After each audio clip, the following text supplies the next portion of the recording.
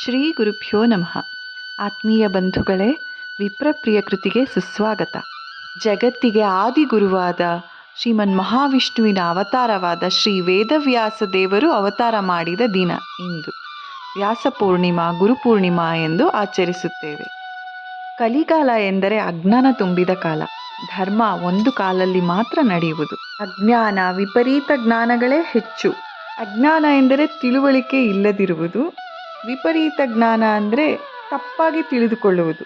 ಹೀಗಾಗಿ ಕಲಿಕಾಲದಲ್ಲಿ ಪೂರ್ಣ ಅಜ್ಞಾನ ಮುಸುಕುವುದನ್ನು ಅರಿತು ಬ್ರಹ್ಮಾದಿ ದೇವತೆಗಳು ಶ್ರೀಮನ್ ಮಹಾವಿಷ್ಣುವನ್ನು ಪ್ರಾರ್ಥಿಸಲಾಗಿ ಶ್ರೀಮನ್ ಮಹಾವಿಷ್ಣುವು ಶ್ರೀ ವೇದವ್ಯಾಸರಾಗಿ ಅವತರಿಸಿದ ದಿನ ವ್ಯಾಸ ಪೂರ್ಣಿಮಾ. ಶ್ರೀ ವೇದವ್ಯಾಸರು ಬ್ರಹ್ಮಾದಿ ದೇವತೆಗಳಿಗೆ ಮೇರು ಪರ್ವತದಲ್ಲಿ ವೇದಗಳ ಸರಿಯಾದ ಅರ್ಥ ತಿಳಿಸಿ ಭಗವಂತನನ್ನು ತಿಳಿಯುವ ಸರಿಯಾದ ಮಾರ್ಗವನ್ನು ಬೋಧಿಸಿದರು. ಮಾನವರಿಗೆ ಕಠಿಣ ವೇದಗಳನ್ನು ಅರಿಯುವುದು ಕಷ್ಟವೆಂದರಿತು ವೇದಗಳನ್ನು ವಿಭಾಗ ಮಾಡಿಕೊಟ್ಟರು. ವಿಭಾಗ ಎಂದರೆ ವ್ಯಾಸ, ಆದ್ದರಿಂದಲೇ ಅವರನ್ನು ವೇದವ್ಯಾಸರು ಎನ್ನುವುದು.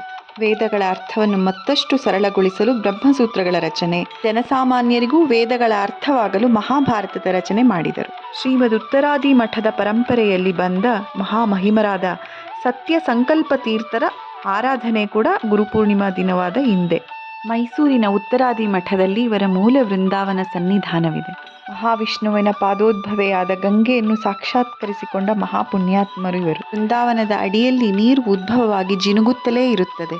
ಬನ್ನಿ, ಗುರುಗಳಿಗೆ ನಮಸ್ಕರಿಸಿ ಭವರೋಗ ವೈದ್ಯ ಶ್ರೀ ಧನ್ವಂತರಿಯ ದರ್ಶನ ಮಾಡಿ ಕೃತಕೃತ್ಯರಾಗೋಣ. ಇಂದು ಅಲ್ಲಿ ಏರ್ಪಡಿಸಿದ್ದ ಕಾರ್ಯಕ್ರಮದಲ್ಲಿ ಮೈಸೂರು ರಾಮಚಂದ್ರಾಚಾರ್ಯರ ಅದ್ಭುತ ಗಾಯನಕ್ಕೆ ಮಂತ್ರಮುಗ್ಧರಾದ ಭಕ್ತರೆಲ್ಲರೂ ಮೈಚಳಿ ಬಿಟ್ಟು ಭಕ್ತಿ ಪರವಶರಾಗಿ ಅಮೋಘವಾಗಿ ಅದ್ಭುತವಾಗಿ ನರ್ತಿಸುತ್ತಿರುವ ಸುಂದರ ದೃಶ್ಯ ನೋಡಿ. ಅದನ್ನು ನೋಡುತ್ತಿದ್ದರೆ ಕುಳಿತಲ್ಲಿಯೇ ನಮಗೆ ಉಲ್ಲಾಸ, ಉತ್ಸಾಹ ಮೇರೆ ಮೀರಿ ನಾವು ಕೂಡ ನರ್ತಿಸಲು ಪ್ರಾರಂಭಿಸುತ್ತೇವೆ. ಇದರಲ್ಲಿ ಸಂದೇಹವಿಲ್ಲ.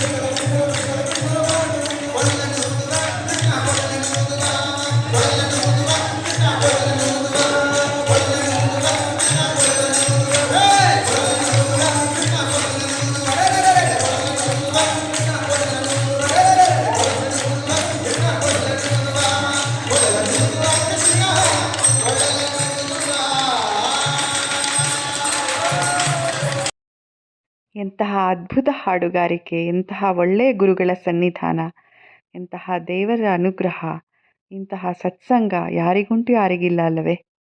ಇಂತಹ ಸತ್ಸಂತೋಷಗಳನ್ನು ಹೆಚ್ಚು ಹೆಚ್ಚು ಒದಗಿಸಿ ನಮ್ಮ ಜೀವನ ಧನ್ಯಗೊಳಿಸು ಎಂದು ಶ್ರೀಹರಿಯಲ್ಲಿ ಪ್ರಾರ್ಥಿಸೋಣ. ಗುರು ಮಧ್ವೇಶಾರ್ಪಣಮಸ್ತು. ಶ್ರೀಕೃಷ್ಣಾರ್ಪಣಮಸ್ತು.